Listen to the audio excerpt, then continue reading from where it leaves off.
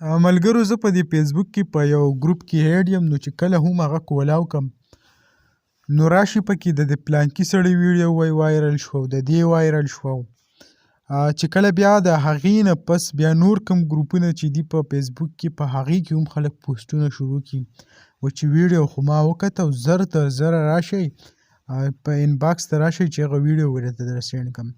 داسې قسمه قیسې پکې بیا شروع شي. خو حالانکه چې بیا کومه ویډیو که وایرل شوي هم وي نو هغه هم هغه ویډیو نه وي کوم کې چې وایي چې آیا د پلانکي سړي ویډیو وایرل شوې ده.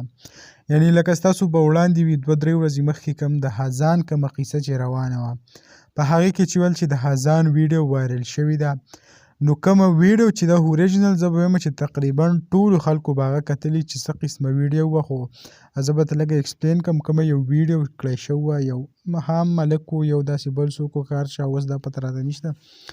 نو هغه ویډیو چې کړی وه نو هغه د اذان خبرې په چا پرېښې دي، په یو کې خو دا ویل کېږي چې په اذان خبرې په دې پرېښې دي، بلکې دا خبره ده چې کوم اواز چې کوم دی هغه د اذان په شان دی. به هر حال که هر څه شوي خو بس قصه شوې ده. هغې کې کوم ماشوم چې و هغه اذان نه و، دا ته زه اوس بیا کلیر وایم هغه پرېږده. خو اوس په سوشل میډیا باندې کوم یو بل ټیک ټاکر کوم د باجوړ سیمې سره دې تعلق دی، دونه خاص نوم او داسې نور څه نه راځي. په ټیک ټاک کې مخې له 1 نیم ټایم راشي داسې خلک یې ګوري، نو د هغې اوس تصویران وایرل کېږي او کوم دا ویډیو چې ده هغه یې هم خواته شو کېږي، وایي چې د دې هم ویډیو وایرل شوې ده. ډېر زیات د شرم د افسوس مقام دی چې مونږ یو خپل پښتون ورور چې کوم دی هغه مونږ په خپله شرمو، په خپله ترې جامې وباسو، مونږ یې شرمو. دنیا ته مونږ دا ښیو چې آیا مونږ پښتانه چې دي هغه داسې یو چې زمونږ ویډیو وایرل کېږي، مونږ چې ویډیو وایرل شي نو بیا مونږ ګروپونو کې راشو بس سم باران پسې شروع کړو د هغې ویډیوګانې ورکوو.